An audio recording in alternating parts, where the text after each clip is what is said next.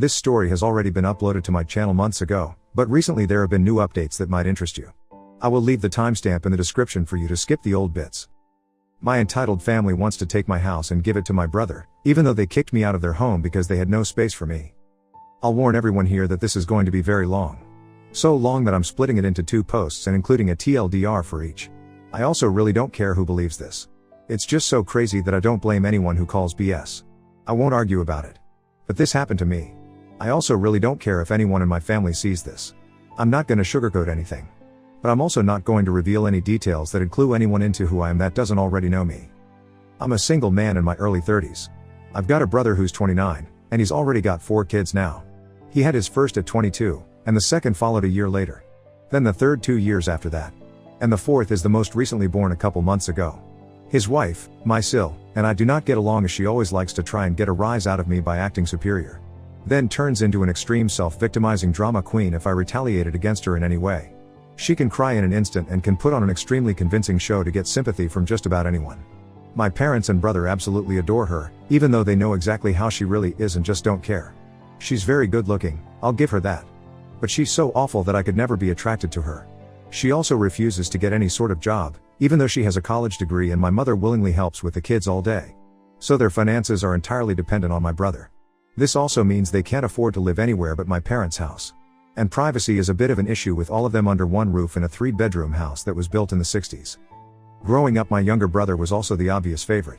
We're 3 years apart in age, but he developed a superiority complex because I was badly punished if I retaliated against his antics in any way back then. It was obvious my parents cared for him a lot more because he got the lion's share of everything unless people called them out on it. Which did happen a fair bit by other members of family. Which is why my parents packed us all up and moved us about 150 miles away from them, so they generally would see us on holidays since it was a 3-hour drive. My brother got physically abusive towards me on a number of occasions, flirted relentlessly with my first girlfriend to the point she broke up with me, and laughed at any misfortune I had. And my parents just told me to suck it up whenever I was upset about it. I only got equal treatment when my parents wanted to keep up appearances. I admit it was rather funny to see the looks on their faces whenever they had to treat me equal to my brother on birthdays and Christmas because other people were present. We had relatives that were very nosy, and loved gossiping drama. So my parents did their best to hide what was really going on, and threatened to take all my stuff away if I didn't keep my mouth shut. If anything, it just made my parents celebrate more when I turned 18 and moved out because it meant they no longer had to provide for me. I wasn't even done with high school yet when I moved out. But couch surfing was far better than living with them. I was low contact ever since leaving home. They didn't even show up for my high school graduation. But I really didn't care. From that point on, I would usually only see my parents and brother on holidays like the rest of the family. The start 2020 pandemic was not kind to me. I lost my job, and couldn't renew the lease on the condo because my roommate also lost his job and neither of us could afford the place on unemployment money. It was a rented 2-bedroom condo that I really loved. As the lease was ending, my roommate left early to move back in with relatives, and I had to sell nearly all of my stuff because I was soon going to be homeless if I didn't downsize to an extreme. I really shouldn't have rented a place that was so expensive. But I liked living the high life. Until that life wasn't kind to me. And I realized I should have been living somewhere far cheaper so I could have saved more money to fall back on. But I had a plan. I own a truck simply for the fact that I've always loved trucks, so I found a $1,000 camper in good shape and put it on my truck just so I could live out of it for a while. It was supposed to be temporary, but I ended up living out of it far longer than I ever thought. I originally was hoping to be able to live out of the camper at my parents' house, where my brother and his family still reside as well. But when I asked my parents to let me stay for a while, they told me they had a full house, and didn't want me there. Plus, we hadn't exactly gotten along in the past decade. They said they'd only agree to let me park my camper there if I paid them basically what it'd cost to rent an apartment in my area. That was way too much just to park my camper. I was jobless and trying to save as much of my unemployment money as I could till I could find a new job. I may as well be living in an apartment with that rent price they were asking. My parents called my camper an eyesore and told me to take a hike since we couldn't come to an agreement. And Sil thought it was absolutely hilarious I had to live in a camper. My brother joined her in pointing at and mocking me while calling me a homeless bum. I parked my truck/camper in a store parking lot to sleep on the first night that I had nowhere else to go. I felt scared out of my mind that someone might try to break in. Suffice to say I didn't sleep well that night. There was nowhere else I could go as any other relatives that owned houses were fairly far away, and all my friends were all apartment people. And I was pretty attached to my area as well. So I didn't want to just leave. I'd also had my mail forwarded to a friend's apartment. It was the only way I could still get my mail anymore. Finding a stable place to park was pretty difficult. I went looking around to try and find a job similar to my old one. It took months of living the nomadic camper life. In that time, I had to deal with a lot. Everything from beggars and drug addicts, to people demanding I leave because my camper was an eyesore. At one point someone who told me to move claimed to be with an HOA. I wasn't even parked on a street with houses. And when I questioned what HOA, they got incredibly belligerent and threatened me. I moved my camper anyway just to avoid the trouble. In order to have a steady supply of electricity, I learned to use a long extension cord to plug in anywhere I could to recharge my camper batteries. This meant sneaking around and plugging it into an outside outlet of a random building while parked on a street. I know that's a crummy thing to do. But I had to keep my batteries charged so my refrigerator would stay cold. I had a small solar power bank for recharging my phone. But I didn't have anything like a generator. And generators are noisy and require fuel anyway. So I did what I had to do. After months of living like that, I finally managed to get a new job. I had to move to the neighboring city to find a job that didn't involve retail. I worked retail while in college and promised myself never again. Though I was nearly ready to break that promise. I was still getting unemployment money. But I had no stable place to live while receiving it. And I didn't want to still be jobless when it ran out. Plus I was bored out of my mind. I had little else to do but read, watch movies on a small portable DVD player, use my phone or laptop, and keep note of where I could park and what local public bathrooms I could use. I kind of envy that the Japanese have public bathhouses. We could really use stuff like that over here. When I finally landed a new job, I practically lived in the back lot of the building by the warehouse in old employee parking spaces literally no one else seemed to bother using because they were so far in the back that the area was borderline forgotten. My boss/company owner actually liked this arrangement because I was willingly available to take any shift I could get, so long as I had enough sleep. He even let me take the camper off my truck and set it up in one of the spaces so I could drive around without it. Not exactly sure if this was legal, but no one bothered us about it. The entire time I lived back there, I didn't have to deal with many trespassers. There were a few, but the security guards escorted them out. I was pretty much on call almost all the time when they needed me, and was working virtually every day of the week. My boss let me plug my camper into the building for power and water, and I paid a small amount of rent by working for free on Sundays when no one else was in the office but the janitor and security guard. Beyond that, I usually had to shower at a friend's apartment, or at my local gym as the camper didn't have a shower in it, and only a portable toilet. And I didn't want to fill it because emptying it is a nasty chore. So I used other bathrooms as often as I could. I had a key to the warehouse, and could go in to use the bathroom there at any hour. I was even on a first-name basis with the night security guard. He's since become one of my closest friends. The camper was easy to heat in the winter with a small electric heater. Summers were not fun though. The camper didn't have AC, so I had to get a used portable air conditioner just to make it bearable. I made a lot of overtime pay, and hands-on learned some new skills from other employees. Eventually midway into this year I landed a better position in the company as a supervisor, and started making a better salary than my old job. That's when I decided I wanted a house. The scare I'd gotten from losing my condo made me realize I needed something much more stable for the long term. I looked around for something close to my work, and just 2 miles away found a 3-bedroom manufactured home on a small property. But I managed to get it for $10,000 less than the asking price somehow. I used nearly my entire savings for a down payment and got approved for a home loan. I finally didn't have to live in a camper anymore. There was enough space for me to back my truck in behind the house to take the camper off to set it up in the backyard. So I put it there as its own little building just in case I want to use it again. When I was fully settled in the house, I was dumb enough to brag about it on my book of faces. My family saw the post, and that's where this shit really starts. After a few weeks my parents and brother along with his family came to visit completely unannounced to have a tour of my home. I didn't even give them my address. So how they found out where I live, I still don't know. None of my friends have fessed up, and no prior family members visited me before that. So I wonder if they stalked me at work and followed me home or something. It really wouldn't surprise me. Once I opened the door, they practically all shoved their way in like rambunctious tourists. Then just started making themselves at home. They all kept poking around and Sil had this creepy smirk that she was repeatedly flashing me. And it was only later that I figured out why. And it made me madder than a bull on steroids that just got stung by a hornet. My parents were constantly talking about how I've got so much extra space now. And it's too much for someone like me who has no wife or kids. Sure, not now. But maybe someday. And my brother kept remarking about how there was more space than our parents' house, and my house was closer to his job too. Red flags all around, I know. Eventually my brother asked me to speak privately. Everyone else suddenly left the room and piled out onto the front porch. That's what finally made me realize they'd planned something. My brother, let's call him Dan for the sake of simplicity, said the house was too much for me alone. And I should let him move in with his family because his wife is pregnant with kid number 4. And my house is much closer to his job. He pointed out that I already have the camper, so I could just live in that outside while they live in the main house. And I'd like to point out that Dan never once spoke of offering rent. Mind you, he's got a good job. He also started talking about how there would be changes, and even curfews. And that I couldn't just walk in at any time without prior notice. If it weren't my brother, I'd think the person I was talking to had lost their mind. But Dan lost his marbles long ago thanks to our parents treating him like he was the center of the world. I tried to speak, but he kept talking over me as if I had no say in the matter. There was no way in hell I'd rent my house or parts of my house to him.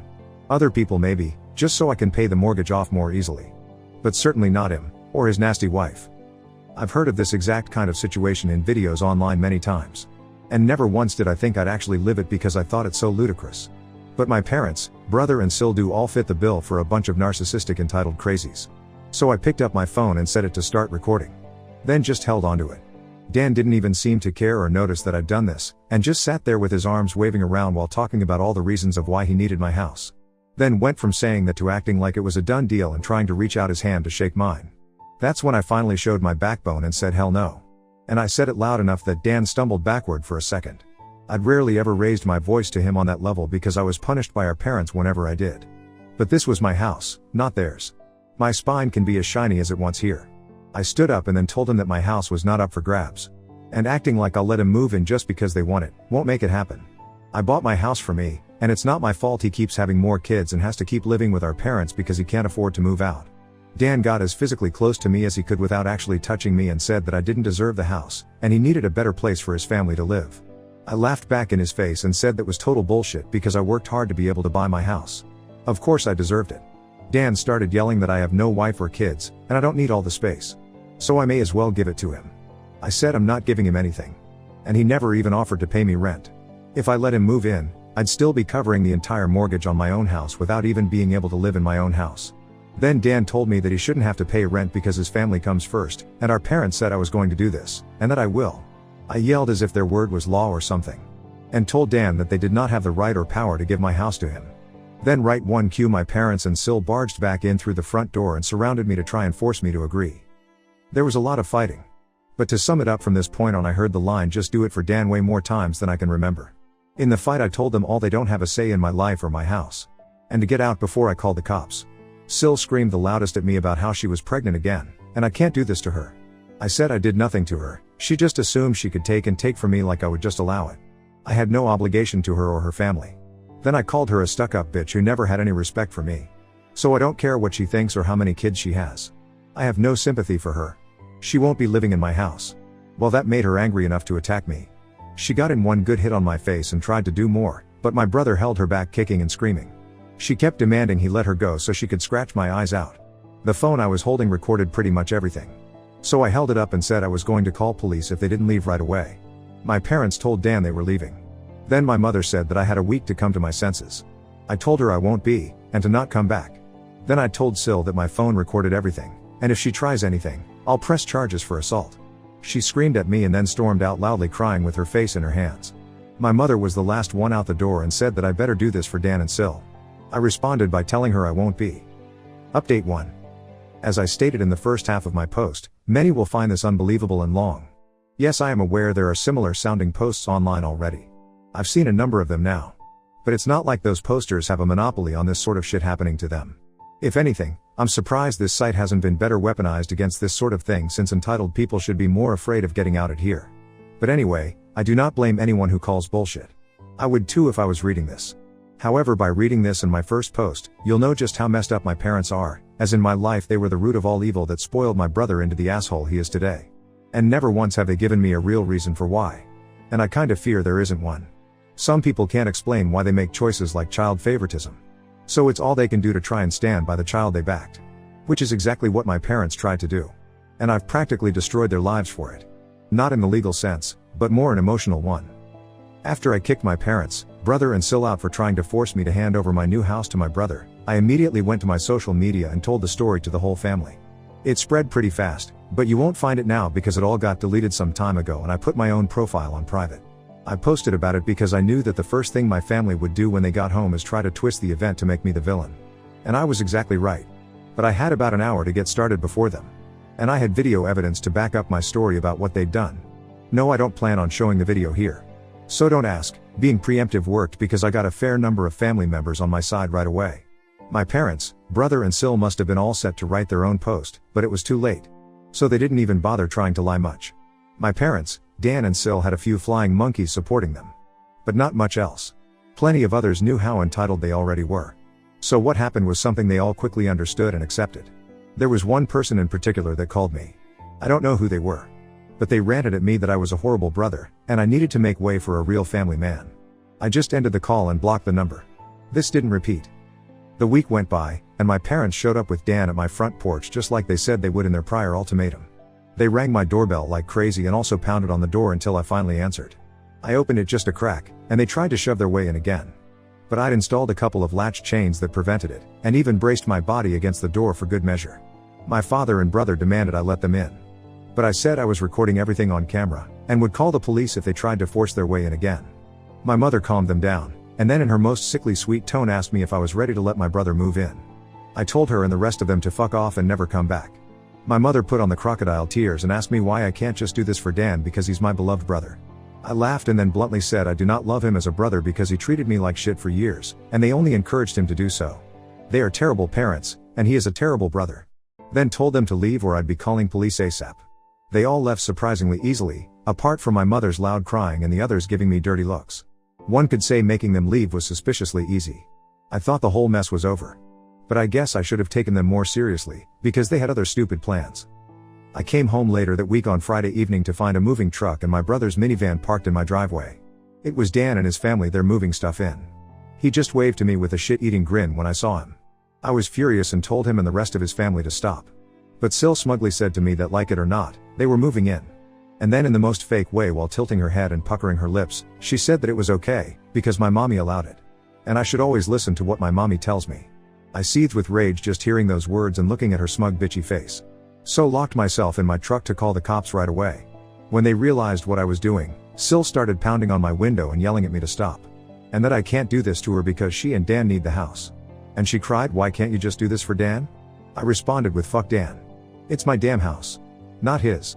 Then she threatened to key the side of my truck unless I stopped calling the police. All of which the 911 operator heard, thanks to the window being slightly open. I told Sil if she damaged my truck, I'd sue her. And she was smart enough to retreat. When the police arrived, Dan and Sil along with their kids had locked themselves in my house. I told cops what had happened, as well as showing them my new driver's license that had my current address on it. Then when we went to my front door, I saw that they'd changed the lock. And the old lock was laying on the porch with the center of it drilled out, and the drill they used was laying right next to it, with a complete Harbor Freight drill bit set. Could they have been any more stupid leaving evidence out like that? I pointed out the broken lock and drill, then gave the police a rundown on all the events that happened prior. Well, I guess Dan called our parents over at some point after I arrived home. Because they showed up while I was talking to the cops. My parents immediately lied and started saying that I'd agreed to rent my house to my brother and his family. I said that was an easily provable lie one way or another. So Dan and Sil finally came out of my house with some papers in hand. They both looked super smug, like they'd somehow outsmarted me. They'd actually drawn up and printed out a fake rental agreement. But my signature was not on it. There was one, but it looked nothing like my handwriting. I don't think any of them have ever actually seen my signature. So that was incredibly stupid on their part. I told my parents and Dan that was stupidly blatant fraud. And if the cops investigated, they'd easily figure that out. And I don't think going to jail and court would do them any good.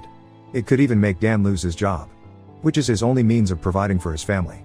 I also said I would get a lawyer and sue for damages if anything of mine was lost, stolen or broken.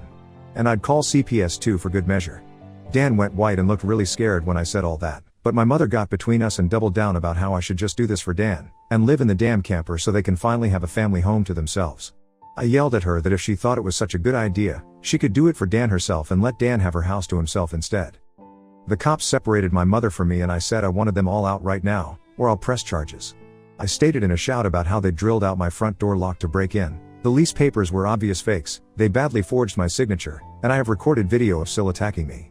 Those are felonies I could fuck over their lives with if I wanted. And if they didn't leave, that's exactly what I'd do.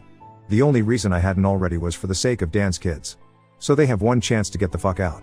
The moment my parents heard that, I think it finally clicked that they could not force me to do it for Dan. My mother surrendered and said she'd put an end to this. Then she went over to Sil and spoke with her quietly for a minute while my father spoke to Dan. Sil instantly started loudly crying and ripping up the fake rental papers into tiny bits and tossing them like confetti, only to have an officer tell them to pick up the bits of paper or he'd cite them for littering. Both of the cops at this point had the "I don't get paid enough for this" looks on their faces. Dan had to start telling his kids to load their stuff back into the moving truck. The kids were all crying, and the eldest was sobbing that he won't get his own room now. Sil and Dan gathered their kids up to try and make one last pathetic attempt to guilt me with the sad family routine. You know, where they all gather together in a sort of group hug while all facing one direction. I swear, I think they'd practiced it beforehand. All of the kids had the same pleading look with quivering mouths. Sil kept rubbing her pregnant belly and tilting her head to look like a sad puppy, and my brother just made the saddest face he possibly could and said, "Please don't do this. We need to be able to live here." But I didn't falter and told them to keep packing. All the kids and Sil turned the crying up to 11, and Dan yelled at me, "Are you satisfied with yourself? You've denied us a home because you're too selfish to share and help out family." I ended up laughing like a maniac and retorting that what he was trying to do was taking, not sharing. And no amount of crying will make me let his family move in because he's no brother of mine anymore. He's just an entitled prick who thinks he can take whatever he wants from me like when we were kids. Dan started F-bombing me until the cops told him to cool it or he'd be in cuffs regardless if I wanted to press charges. He sucked in his lips and looked a mix of afraid and supremely pissed off. I asked the cops if they could stick around until my parents, brother and Sil had all left. And they said they had no intention of going anywhere until this had been resolved. In fact, in the next few minutes 2 cops became 4 as more drove in for whatever reason. That gave my parents some extra incentive to get moving. I made Dan give me the keys to the new lock he'd put on my front door. Though I got another lock the next day anyway because I didn't know if he had copies of the keys or not, he was really reluctant to hand them over. Then instead of handing them to me, he actually threw them down the street and into a storm drain while saying to go get them myself. But one of the cops scolded him for that and made him go get them. He had to pull the grate off just to get at them. And he got pretty dirty in the process. When he got the keys back, he just grumbled then slammed them down into my hand. I then told them all to leave and never come back. My mother said I'd be disowned for this, as if that were some kind of threat to me. And I voiced that to them. Then in an overly sarcastically I said something along the lines of, "Oh no. That means I won't get to come to any holidays with you guys where I always get treated like shit by you all anyway. Because Dan has always been your obvious favorite. You treated all me so badly when I was growing up that if Dan ever needs an organ donor, I wouldn't give him anything. So do like you always told me to do when I was mistreated by all of you, and suck it up." My parents were floored after I said all of that. And the quartet of cops were looking pretty judgmental at them as well. I tell you, if you want to put nasty parents like mine on the spot, confront them in front of cops. Because they'll likely not try anything really stupid then. My mother just started crying and walking away. My father just stood there looking like he wanted to hit me. And Dan just held his kids in defeat. Oh, and Sil was off having a tantrum in my front lawn. Soon enough they all formed a line handing out boxes and got their stuff out of my house. Nothing had been unpacked yet. So it all was taken out pretty quickly. But while doing it, my mother kept saying it wasn't too late, and I could still do it for Dan several times. Each time trying to bargain more and more to try to make me change my mind. She said that Dan could pay me rent if I let them stay. And when that didn't work, she said I could move back in with them to let Dan rent my house so I wouldn't have to share the building. I told her to shut up and keep packing boxes because I don't want Dan or his family around, I don't want his money, and I certainly don't want to live with him or my parents ever again after the way they treated me when I was a kid. Making a deal with my parents would be like making a deal with the devil to me. Sil ended up having another tantrum after hearing that and threw a box down, then sat on the ground to have a pity party because she didn't want to go back to sharing a house with my parents. And she just sat looking angry/sad there until everyone else was finished. She didn't even want to get up when it was time to leave. They finally got everything out of the house and into the truck. So before they left, I laid into my parents one last time about all of the shit they put me through growing up. And with 4 cops being right there, they couldn't do much other than stand there and take it for once. I called them out on so many things that happened. And even pointed out how they couldn't just do something nice for me. Like letting me stay over with my camper when I was homeless and trying to get back on my feet. How they let Dan and Sil ridicule me and call me a bum. Well, who's the bum now? They wanted to kick me out of my own house so Dan could stay in it free of charge, yet when I needed a place to go, they wanted to gouge me for more than I could afford just to park my camper when they knew I was out of the job. There were more extremely judgmental stares from the cops when I said all of that. So I put my parents on the spot one more time and asked them what I ever did other than being born to deserve being treated so badly. Because when I finally have a bit of success in life, they want to snatch it away from me for their favorite child since they'd rather I give everything to Dan, and have nothing for myself. I bought my house using the money that I earned. I owed them nothing, and I won't be asking anything from them ever again. Because clearly I will never be anything more than a doormat or a cash cow in their eyes. I got no answers from them. They just stood there looking like fish out of water. So I continued ranting and asked them what in God's name made them think they were such good parents after all of that. My father was beet red. But more from embarrassment than anger this time.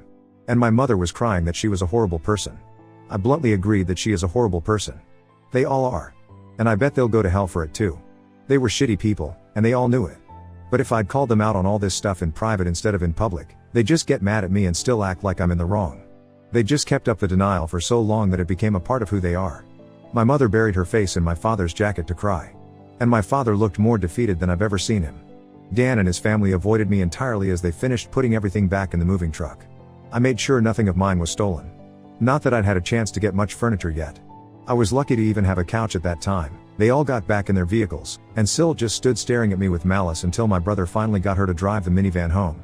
And as soon as they were all gone, I got back online again and spilled the beans what happened. My parents were too embarrassed to even try and defend their actions this time.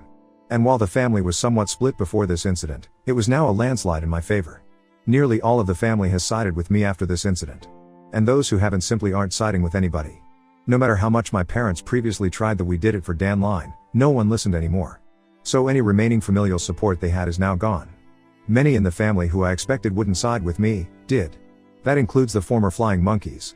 So I guess they've finally had enough. Around that time I offered to host half the family at next Christmas Eve in my new house. My parents were not invited. I wasn't blocked on my brother and Syl's profile surprisingly. And I saw Syl had her fourth baby in early November. They are still living with my parents. I'm pretty sure they knew I was watching, because Syl kept making passive-aggressive posts every couple of weeks or so about not having enough space while living with my parents. Probably to see if she can still guilt me. And I'm sure it's driving my mother and father up the wall because they aren't getting any peace and quiet in their old age with 3 rowdy obnoxious kids, a mentally unstable Syl, my golden child brother, and a newborn baby in the house all at once. Perhaps they could move into a camper in their own backyard and let Dan take over their house completely. They might get some peace then. Yeah, they could do that for Dan. There was supposed to be more. But this post got way too long. So I'll be posting a part 3 later. Update 2. I was trying to keep things to 2 posts. But I realized while compiling everything that part 2 was just too damn long. So I've divided it into a part 3. For those who commented en masse to get cameras. I will, when I can afford it. I'm still in financial recovery from buying a house last year. And as far as I know, good cameras need a decent computer to record too. And I don't have anything more than a 3-year-old laptop that runs Windows 10. Yes, I am aware of doorbell cams. That will be the first kind I get. For those who kept saying that I should have just gotten my brother and Syl arrested, that the only reason I didn't was because they are parents. Their kids need them. And if Dan was arrested, he'd likely lose his job. And without that, his family has no money.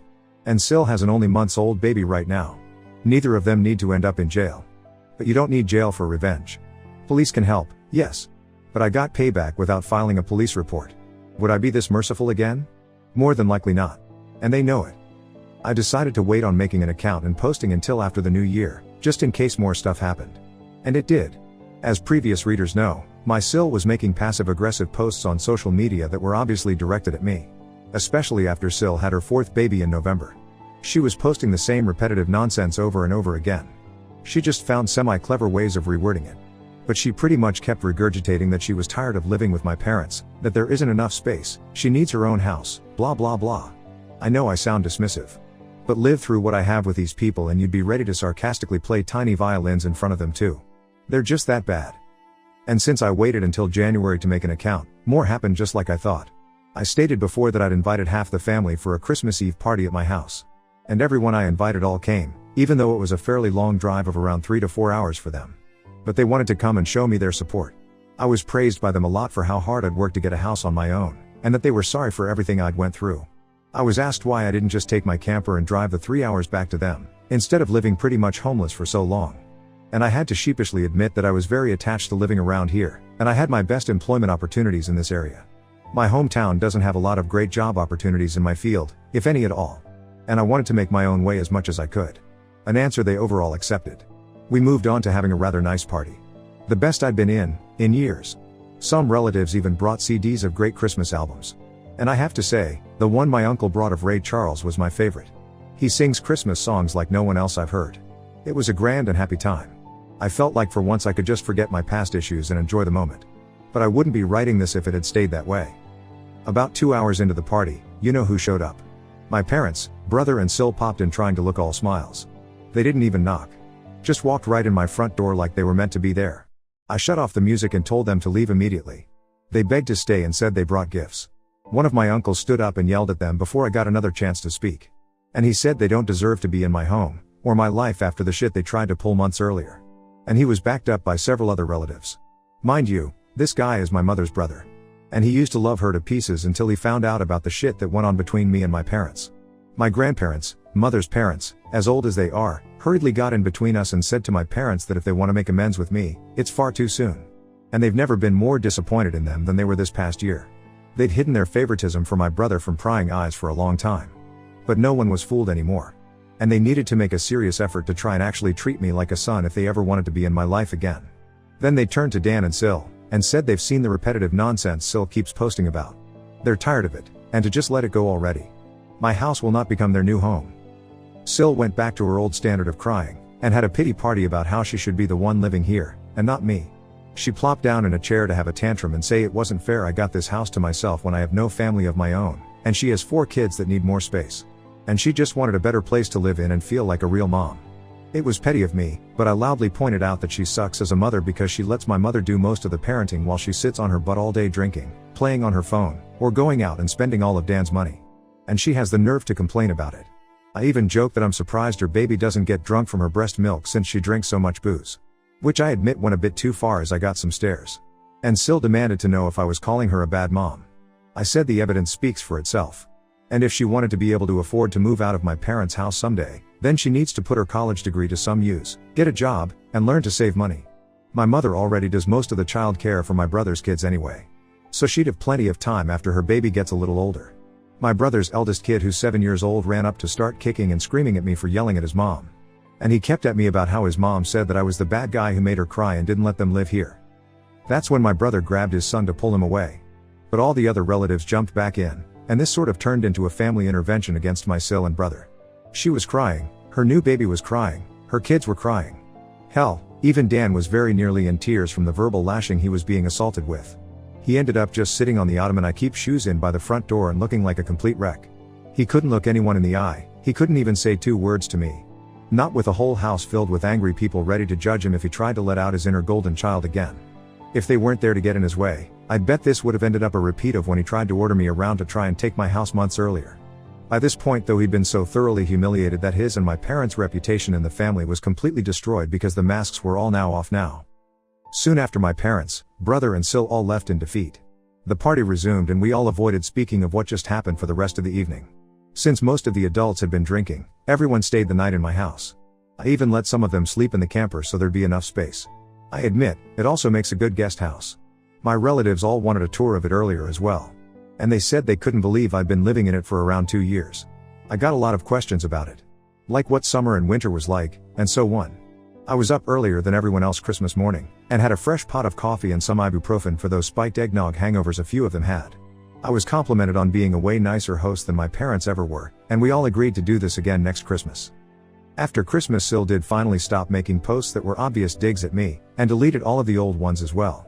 But shortly after the new year, she more recently made a new post complaining about how she'd tried to convince my parents to get a camper like I did, so it could be set up in the backyard so Dan and his family could use the whole house as their family home. Well, a taste of one's own medicine is never fun. Because my parents turned that idea down, vehemently I hear. No one is gonna push them out of their own home, let alone their master bedroom. The post was only up for a couple of days before Sil removed it. And she has hardly posted anything since then. She loves to complain. But if a tree falls and no one is around to hear it, can it still complain?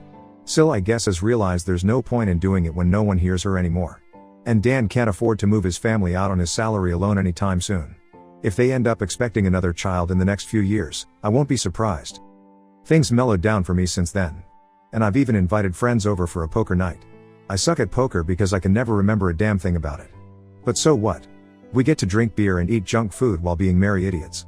We all loaded up on Whoppers from Burger King and just had it at the best way 4 grown men can when they just want to have a good unadulterated time and get pissed drunk. I think maybe around summer I'll look into possibly dating someone. I'm not exactly getting younger here. Fingers crossed that goes well. My camper just sits idle in my yard now. And I admit, there were some days I went out there just to spend time in it. I did live in it for 2 years. It's like my second home. And maybe one day I'll actually get to use it for camping, like it was meant to be. I've never been camping. My parents considered it a waste of time. So it'd be a completely new experience for me. This pretty much marks the end of what happened. My parents, brother and Sil have all been staying very clear of me. In fact, they seem to have gone back to acting like I don't exist, like they did before I bought a house. Not like that bothers me at all. It's better that way. But they'll inevitably come back in some way. I know they will. I just wonder what kind of stupid thing they'll do next.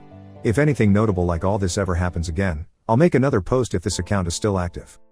Update 3. This will not surprise some people who commented on my previous posts, because my parents did some of the exact things they said they would. Which was wanting either my money, or my signature. I did expect the classic lines of narcissists saying that I owed them, or give me some kind of socialist BS of sharing the wealth. But that was just my imagination running wild. The ensuing situation was somewhat similar to that.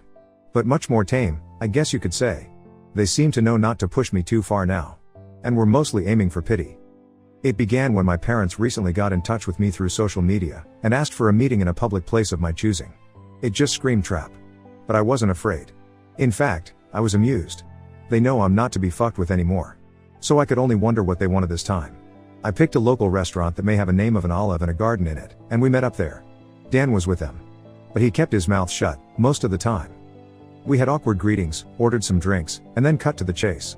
My parents begged me to help Dan get his own apartment so he could finally move out. Apparently, Dan's credit isn't so great. Gee, I wonder why? Could it be his wife regularly spends him into a hole? Well, they asked that I help by either supplying some capital, or by co-signing for the apartment and helping to pay the rent for it. I simply said no to both. That's when Dan spoke up in anger and yelled at me that I have so much, and I don't have a family to support like he does. He needed my help, and I should be sparing the money for his family since I don't have one myself. I laughed and asked where they were when I needed their help.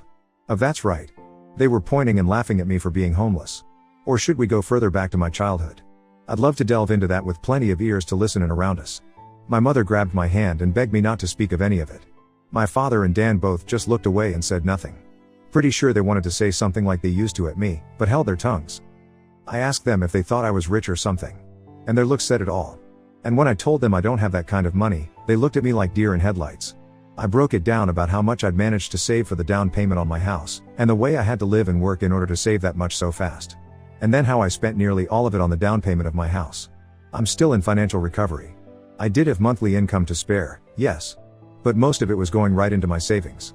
I asked Dan what his yearly salary was, and when he told me, I pointed out that it was actually a bit higher than mine. I then loosely broke things down in rough math in front of my parents on how about 70% of my income goes to my mortgage, insurance, gasoline, internet, phone, food, and other bills. And then there's maybe 30% of that left at most that I can put into savings. And I need that money saved to get back on my feet in time. And I have to make sure I have savings to fall back on. My truck is from the 90s. If it were to break down, I'd need money to either fix or replace it. And there's other things one would need a rainy day fund for, like home repairs, doctors, taxes, lawyers, or anything in general you'd need quick cash for when it's a sudden unexpected expense. So, as you can see, I just can't spare money for Dan. And I also refuse to co-sign for anything as that would leave me on the hook for any bill Dan couldn't or wouldn't pay. Then I pointed out that, that's likely why my parents didn't co-sign for Dan's apartment themselves long ago. And my mother just started crying again. I was pretty much one step ahead of them in all of this. I'm not an ATM, and I'm not a fool. And I stated that right to their faces. I expected my father to become angry with me like he always does. But this time he just, well, didn't. I've known this man to explode on me for the slightest provocation of not enabling my brother all of my life. But this time he just didn't do that. There wasn't even a sneer on his face. The only way I could describe the look he had was regret and defeat. Maybe regret for being a shitty parent. Or maybe regret because he can't bully me around anymore. Who knows? Either way, my parents couldn't really argue with me, and I wasn't about to give them any money. Dan just got up and said this was all just a waste of their time, and that he was leaving. My mother started apologizing for him, but Dan still wanted to leave. Then just to kill with kindness I offered to buy them a round of unlimited soup and salad while we were all there. I guess they couldn't turn down free food since we hadn't ordered anything but drinks yet, and they stayed. I went out of my way to talk about anything other than money. Dan remained quiet, and was either eating his food or looking at his phone. But my parents just awkwardly talked with me. They brought up that they've recently joined a local Christian church. And that they'd already been going for the last 2 weeks. I said good for them, and they of course started trying to advertise that they'd like me to go too. I simply said no thanks, and they were smart enough not to push further. When the meal was finished, Dan left a $10 on the table for the tip and walked off without saying another word to me or anyone. My mother just excused his behavior and we all parted ways. That was about it. Not nearly as much drama as I thought there'd be. But this is still far better than how things used to be with my parents and brother.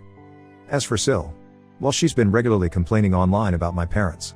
She really doesn't seem to like the fact that she's not queen bee of their house. And I think her toxic is finally getting to them. Why else would they be so desperate to come crawling back to me? Sil actually wants my parents to move into a camper like I had to do in order to make space in the house. And she's being told no. Every time. She does seem to have a following of Karen-minded people like her though. Because here and there I get messaged by someone I don't know, that are intent on raging at me for not giving up my house for Sil. I don't bother to argue with these people anymore. I just block and move on. Though there was one persistent troll who had my phone number. And they call from a different number every time. Yes, it seems to be the same person who called me to say I need to make way for a real family man like Dan. But I could care less. The calls though, seem to have slowed down, if not maybe stopped. Because I made it clear to that person that they were only amusing me by keeping this up so long. The last time they called was around the beginning of the month. And it's been silence from them since then. Update 4. Well, I figured I'd wait half a year or so after the original post to update everyone. But it ended up being longer than that. Yes, things did go bad again. But not really for me for the most part. I'm pretty much fine, if not almost unscathed since last Christmas, apart from the time my parents and Dan came to me for money, as my last post told, and a more recent confrontation between me and Sil you will read about here. I did get a few cameras for my house, including a Ring doorbell in front. I didn't tell my family about the cameras just in case. But thus far no one has attempted a break-in.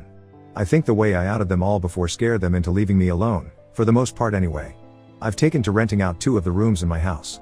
One to a close friend, the other to a friend of said close friend. Both have been fantastic tenants. They know to keep quiet and leave me alone most of the time, and even have small refrigerators they keep in their rooms so they don't need to keep any of their drinks in the main fridge. The deal I gave them on rent was too good for them to pass up. It increased my monthly income well. And even after taxes, I'm still monthly putting away some decent amounts in the bank since the rent money pays a good chunk of my monthly mortgage. You're all probably wondering how my parents, brother and Sil took to me renting out those rooms to friends. Well, the answer is, not well. My father and Dan stayed out of it. But Sil freaked out, which made my mother come crying to me over how I could have rented those rooms to Dan and his family instead. We had a bit of an argument in which I pointed out for one thing, they fucking broke into my house before to try and steal it. She wouldn't want to let someone who did that move in with her. Also, there wasn't enough room for me, Dan, and his entire family in my house. Not that I'd ever share a roof with them anyway. It's a 3-bedroom, and a manufactured home no less. I have the master bedroom and its adjoining bathroom. That would have left only 2 small rooms for Dan, Sil, and 4 kids. Not to mention they'd be annoying AF to me all the time. Also, she knows very well I can't be around Sil because she intentionally antagonizes me.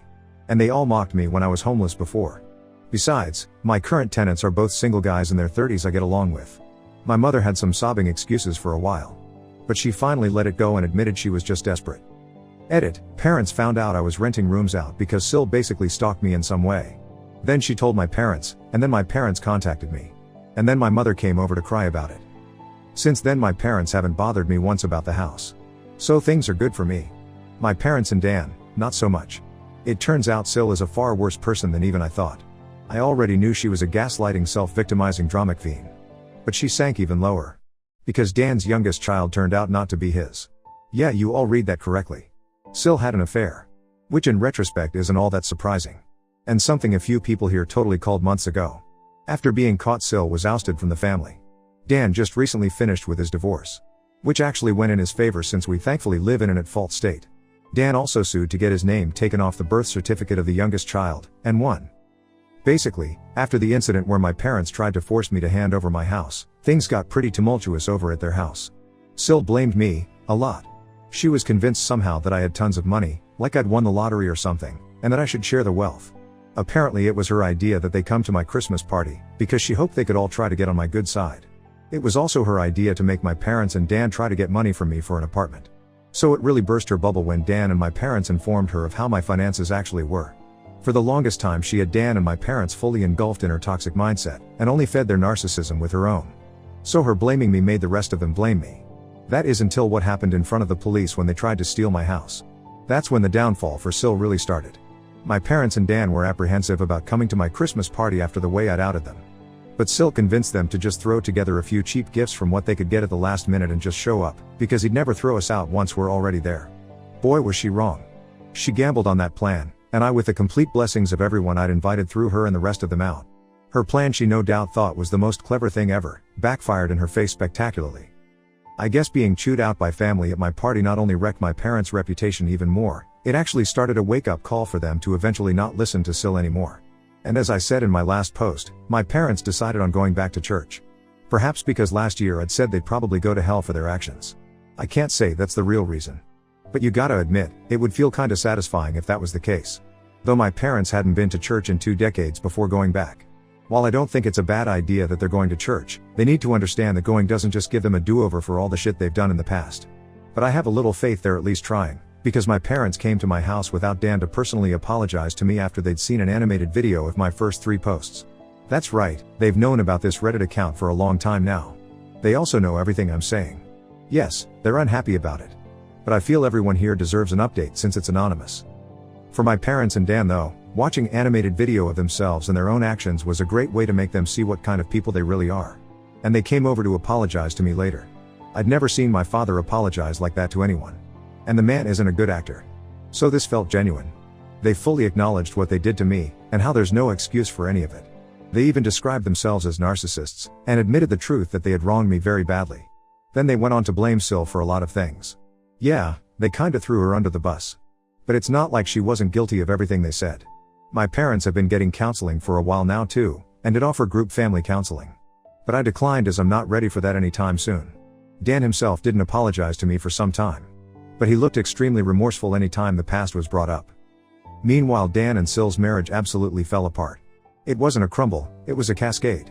Without me as the Scompe goat/black sheep/ATM, that they couldn't mock or try to get money from anymore, and after the public humiliation of social media, my Reddit posts, and the animated online video, Sil finally let out enough of her toxic on Dan and my parents for them to realize she's not the person they thought she was. Their denial had been strong. But Sil's entitlement was stronger. I've had many a thought of lightsabers clashing over this drama. Sil clad like a bimbo Sith with a lightsaber that looks like a giant lipstick, or something like that. I imagine there's a wealth of puns and jokes to be had there. But I really didn't bother to think much more detail about it. But as you can imagine, things only got worse because Sil kept looking for other ways to get what she wanted. She kept bringing up ads for used campers and RVs to try and get my parents to buy one to live out of, so they could have the main house. And she kept doing this no matter how many times they told her to stop. She even tried to say my parents should just buy an RV and have a life on the road, like normal old people do. That was stupid, even for Sil. The opposite was suggested by my parents, that Dan and Sil buy a camper themselves to live out of it instead. Sil basically said she shouldn't have to do that since she's the mom. She pretty much lorded the fact that she thought she had total parental authority over everyone's heads because the kids in the house were all hers. And when Sil didn't get her way, she actually took her baby and left the house to disappear for several days. They knew she was fine because her phone was still working, and she was responding texts with short but passive-aggressive answers. And when she came back, she was only more embittered because nobody caved to her demands while she was away. Sil also refused to go to church. But Dan went with our parents and took his kids along as well, save for the youngest since Sil refused to let him take the baby anywhere. Personally, I don't go to church. I believe in God and all that stuff. But I just don't like church. Besides, it never did me any good growing up. Update 5. Part 2. Just so everyone understands, a lot of this information came from Dan and my parents. So I'm just telling what I know. Shit really hit the fan when Dan suddenly called out his wife as a cheater March. This shocked us all, because we thought he was a complete pushover to her. But no, he's not. At least not anymore. You all know how he treated me when I was on his bad side. Well, his wife wasn't spared that ire at all. He started putting pieces together about her deceit after finally pulling his head out of his ass, and secretly got DNA tests for all his kids. 3 of the kids are his. But the youngest one, the baby, was not. For the record, Dan and I both have pretty dark straight hair that's almost black. Same with our parents. Sil's hair is straight and pretty dark too. But the baby's hair is lighter and a bit curly. At first Dan just thought it was because of the baby's age. Sil kept playing it off, and said that it would darken in time. But the baby's hair never got darker. I guess that was Dan's biggest clue. He confronted his wife with the DNA results in front of our parents. And she broke down sobbing that it was a mistake. Sil pulled out all the Darvo stops of denying, trickle-truthing and gaslighting. But Dan had none of it, and actually had done more to find out about her affair than I would have ever thought. I knew he was smart. He just let himself be dumb. He had detailed proof of her cheating with phone records, texts he got off her phone, bank records, and the DNA test. He even identified the man she's cheating with, who is likely the father since he has much lighter colored curly hair. The evidence against her was crystal clear, and Dan said she was so bad at hiding her affair, he didn't even have a hard time figuring any of it out once he started looking. My parents demanded that Sil leave their house immediately. That's when she went psycho on them all. First in just yelling. But she quickly got physical. Police had to be called by my mother. And yeah, Sil was arrested. She scratched up Dan and my father quite a bit with her long fake nails, and even harmed her eldest kid in the crossfire by hitting him hard enough to have a black eye and nosebleed when he tried to intervene. Dan was smart enough to have his phone recording nearby when he confronted her. So the police had all they needed to arrest her for assault. Syl's parents had to drive over to bail her out. Then they came back for the baby, Syl's stuff, and her car as well. A couple days after Syl got bailed out, she showed up at my house because I was apparently next on her shit list. As soon as I opened the door, she went on a delusional rant where she called me out about posting on Reddit. Then said I was the entitled bane of her existence. I'm not sure, but I think she might have been high on something, because this felt extra crazy for her, and her eyes didn't look right. She claimed mothers with young children are the most sacred thing in the world. Then went on yelling that giving up my house shouldn't have been too much to ask for. Because supporting the family was the least I could have done. And if I had, then her family would still be together. When I tried to talk while she was spewing all that out, she actually attempted to shove me and cover my mouth. She even had her hand poised like she was ready to scratch me. Well, that went about as well with me as you can expect. I'm not exactly one to be threatened, and told her I'd call police if she didn't take her hands off me right that moment. I also told her I'd got all it on my doorbell camera. She started panicking the moment she heard camera. Then I ended up verbally savaging her to the point she was backing off my porch.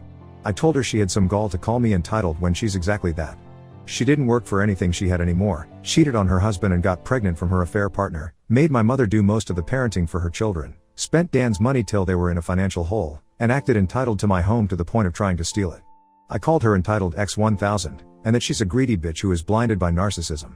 Then I told her to stop blaming me for her own actions and to never show up at my house again. Being told all that was pretty much all Syl needed to hear before jumping back into her car, then peeled out and sped off. This was finally the straw that broke the camel's back for me. Now that she was separated from Dan, I ended up finally going to the police and filing a report on her for harassment and the assault she'd done on me last year, and her putting her hands on me at my front porch only added to it. The police have it all on record now.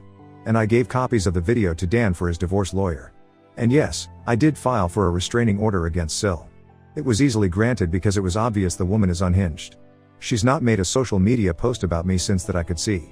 But that's just because she put her profile on private. I hope her blame ship against me has long since sailed. Either way, she's left me alone. Syl was still with her affair partner during the divorce. At the time, I had no real idea of what kind of man he is. But any person who monkeys with someone else's spouse and even has a child with them, really doesn't have a lot of morals to begin with. Once the divorce was underway, Syl admitted that Dan just wasn't man enough for her anymore because he couldn't afford to give her the lifestyle she wanted. She actually believed herself to be on the level of a trophy wife, and that she deserves to be with someone wealthy. Dan said he pulled me and maniacally laughed at her. He said she was nowhere near hot enough to be a trophy wife, along with mentioning any other faults she had. Syl ended up humiliated by this, and ran off like a child. Due to having to live with her parents, Syl was forced to work in their family business because Dan wasn't giving her access to his bank accounts anymore. She'd already maxed out all the credit cards he previously gave her. And she griped about having to work for her parents despite having a college degree. But I think they were the only ones who'd employ her anyway since she's got a criminal record and a decade-long gap in her resume. I've heard from Dan that her parents were severely disappointed in her as well. But that was just a rumor. They could be just as bad as her for all I know. Either way, the shit show of a divorce really took off once it got going. Syl didn't walk away with much from it. Especially because she had an affair, physically hurt her Phil, husband and eldest child, and it's an at-fault state, like I mentioned earlier. So she kissed any chance of getting her way goodbye. I'll go into detail about it in the final post. Update 6. Part 3. This is what I know of the divorce from my brother Dan. Dan's lawyer pulled some strings to get the divorce started as fast as possible. But it cost him. I don't know the more specific details, or how much it all cost. They never told me. Syl, on the other hand, was financially backed into a corner very badly. And you know what can happen when you corner an animal. She fought back. But the law was not on her side, nor was her dwindling finances. Syl's parents had to pay for a lawyer for her. And not a very good one either. Also, she actually brought her affair partner to the divorce court to testify on her behalf. This guy was a real piece of work. He had a bronze tongue and a charming smile he tried to use to his advantage. He claimed Syl had been wronged by an incompetent husband, which is why she sought the arms of another man. He claimed he was ready to take responsibility for his child he had fathered with Syl. But that Syl would still be needing the alimony for helping support herself and care for said child. He remarked that because Dan at the time was still on the birth certificate, alimony should be one of his obligations. Dan said this guy used big words and a charming smile, but seemed an extra special kind of stupid. And coming from Dan, that's saying something. The judge was also not swayed in the slightest, and told the bronze-tongued lout that he was a hypocrite for saying he was ready to take responsibility for his own child, while also holding his hand out for money from the man whose marriage he'd helped ruin. That shut him up. Dan was prepared to sue his wife's affair partner for alienation of affection too. However, that fell through. I guess it would have been on Dan to prove how much she loved him before the affair started. But after her mask came off and we saw the real her, we're not sure if she ever really loved him at all, or if she just loved having a meal ticket. Someone here pointed out Sil probably kept popping out kids to avoid getting a job. And you may have been right. Either way, Sil tried dragging out the divorce. But Dan's lawyer and the judge kept that from happening much. I swear, Dan must have seriously lucked out, because he got one of the meanest and most unsympathetic to cheaters judges in the state. And all the evidence we had on Sil made it easy to keep her from playing the victim. So instead she just let her real bitchy self out since there was no point in hiding it anymore. The court had all of the records provided by Dan and myself, police reports, photos and recordings to prove she was an abusive narcissist. There was a mountain against Sil that she had no way to climb over or hike around. She tried standing against the mountain. But that was prime avalanche territory. In the end of the divorce, Sil struck a deal to end things quick. Dan takes 3/4 of the credit card debt, gets his name off the affair baby's birth certificate, and Sil walked away with only partial custody of her children, no alimony, but also without most of the credit debts she racked up. Her being legally employed by her parents meant she had an income of her own to fall back on to start paying off her debts. She can see her other kids almost whenever she wants, and can take them on weekends. But for whatever reason has made very few attempts to even see them. She took them out to eat fast food a few times. But she never took them home with her. The kids are back in school now. So that gives her even less opportunities to see them. You'd think her parents would want to see their grandchildren. But they haven't contacted Dan about it. They barely saw Dan's children before that too. Now they may not even bother to see them at all. Do they hate kids or something? Even Dan doesn't know. But he tells me that his in-laws were always indifferent to him. As for Dan, well, he really did love his wife a lot. So the betrayal of her cheating made him hit the bottle hard. Rewind back to the night of his confrontation with his wife. He came to me in a stupor with a whiskey bottle in hand and his face all scratched up and covered in bandages. I wouldn't say he was drunk yet. But I freaked out seeing him looking like that at first, then berated him for driving under the influence. But that didn't really mean much to him compared to the betrayal of his cheating harlot of a soon-to-be ex-wife. We spent a few hours hanging out in my camper so as not to disturb my tenants. All the while Dan was drinking whiskey straight from the bottle and crying that he's a fool. And how he regretted ever marrying Sil. Pretty much any time he mentions her now, he just refers to her as that bitch. So that's ex-Sil's nickname now. Ironically, this time together was the most bonding Dan and I have done in 15 years. While he didn't exactly apologize to me, he called himself a shitty human being with terrible taste in women. Then said I at least didn't make his mistakes. Despite all he previously did to me, he's still my younger brother. And I couldn't risk letting him try to drive home. So I told him to stay the night and managed to take his keys. Then set up the bunk in my camper for him to use. I rented out my spare rooms after all. He was in no shape to drive home. And if he'd taken an Uber, he'd have to pay for it, and then have to come back for his car later. He was still a depressed crying mess, and didn't want our parents or his kids to see him like that. And frankly, I was worried he'd do something insanely stupid if I let him leave. I didn't want him to sleep in the house, so putting him in the camper was the best option. Just because that bitch fucked him over, doesn't mean I suddenly trusted him. So better for him to sleep it off in the camper. We both spent time in the camper playing games and watching movies on my portable DVD player. Poker was no fun with just two people, and Old Maid was just boring. Thankfully I had an Uno deck too, and an old school battleship game. He really liked those.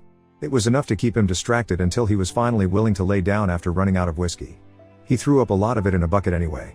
But he was not opposed to sleeping in my camper. In fact, he found the idea kinda cool. Dan had a lot of questions for me as to how I'd lived in the camper for as long as I did. And I answered them all, if not just to keep him busy. But I needed to go to bed myself since I had to be up early. So I left him with my portable DVD player and a couple of movies. That way he could amuse himself alone for a while, if he even managed to stay awake. Before leaving for work in the morning, I popped in while Dan was passed out in the bunk and left a bottle of ibuprofen and an energy drink on the counter of the camper's kitchenette, along with his car keys and a letter explaining to leave through the backyard gate. He saw himself out without trouble around 1:30 p.m. About a month after ex-Sil, aka that bitch, was kicked out, Dan came to me asking to borrow my camper. I guess he found it more comfortable than I'd thought when he slept in it. And he fully admitted he didn't ask sooner out of pride. But with his soon-to-be ex-wife out of the house, he'd decided to give up his room for his eldest kid. He's got 2 girls and a boy, with the boy being the eldest, and now 8 years old. The kids were all forced to share a room until that point. They just had curtains up for the boy's half of the room. But the boy often slept on the couch to avoid his sisters. I know the poor kid was really desperate for his own room. So I guess Dan decided to finally make a better decision as a dad, and came to see me in order to beg to borrow my camper so his son could have his room. If he could have afforded it, he'd have bought his own camper, instead of relying on me. And even said as much. I hadn't even gotten the chance to use the camper for actual camping yet. But I caved and let him use it since it was actually for a good cause. And he promised to buy his own in time anyway. No, I didn't ask for rent money for the camper. Dan is in enough of a financial hole as it is right now. Ex-Sil and the divorce drained him. And I've learned that I get far better results with family lately by not being spiteful. I loaded my camper up and put it down in my parents' backyard. And my father put in a 30 amp breaker so it'll have enough power for Dan to run heat and AC when he needs it. I do miss the camper. After all that time living in it, it kind of felt like it was a part of me. But the only reason I loaned it out was for the sake of Dan's kids. Pretty much the only reason I still do anything for my parents or Dan is for the sake of those kids, as I've bonded with them. And yes, I know I may not get the camper back for quite some time. And likely not in the kind of condition I lent it out in. But I've warned Dan and my parents that they will be financially responsible for any damage they do to the camper, as well as its upkeep for as long as they have it. I also took many timestamped pictures and video of the camper inside and outside before lending it out. So I can prove its condition before it left. Dan even recorded a video with me agreeing to my terms. So that's as good as a contract. With the financial drain of the divorce, Dan's not gonna be able to get a place of his own for years, I'll bet.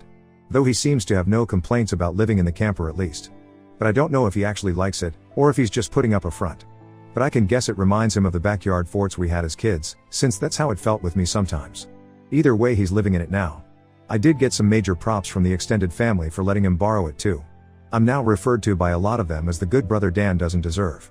Either way, I think getting rid of Sil was a great first step in mending the family as a whole. I still have little care for my brother and parents after the way they treated me all my life. But I'm not gonna let Dan's kids suffer for it. Those kids have actually really warmed up to me. They're actually happy to see me when I come over, or when they visit me.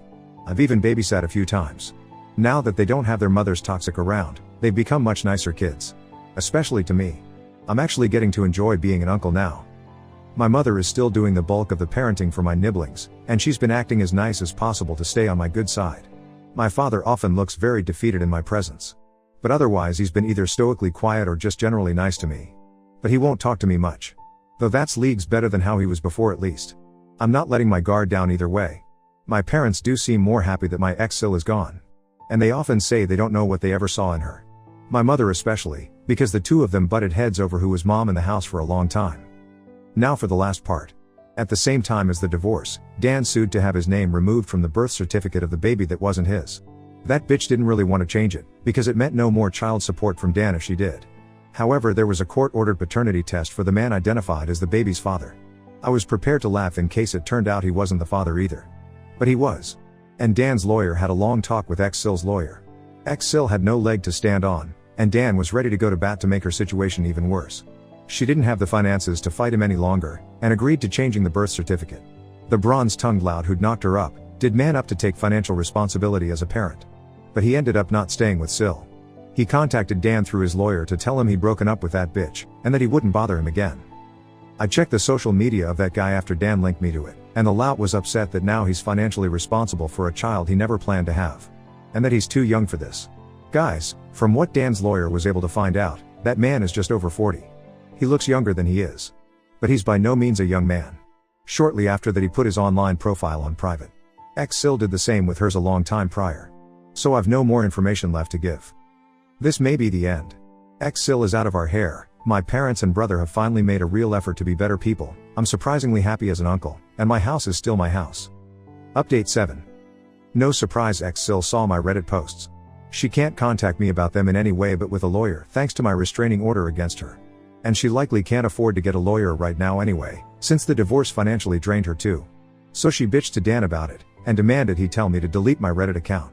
But not only has Dan read my recent posts, he no longer cares. He said they serve as a reminder of the prick he used to be. And he's not losing sleep about it.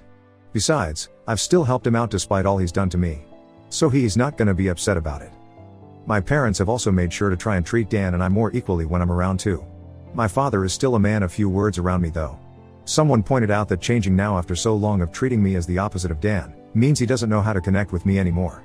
And I think they're right. I don't mind the way he is now though. My mother has also developed a habit of saying she's sorry about every little thing in my presence. Dan told me that she and my father have been reamed a lot by extended family and their counselor. And now my mother feels like she needs to apologize for everything. This is all a stark contrast to how they used to treat me. Also, I didn't talk about before what ex-Sil's opinion was on Dan borrowing my camper so his son could have his in ex-Sil's old bedroom.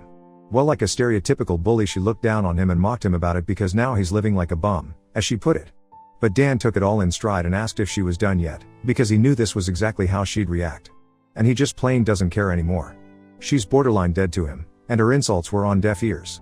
Then he pointed out to her that he was living out of the camper because he was putting his kids ahead of himself so his son could have his own room. Something his ex never did, despite being their mother. She just weaponized her children and pregnancy to keep from working and to emotionally blackmail everyone. Then he asked her to remind him how that was working out for her. Mind you, this was early on in their divorce. I'm sure you can all guess her reaction. Dan said his ex did have quite the tantrum about my recent posts. But no one has bothered to contact me on her behalf to take them down.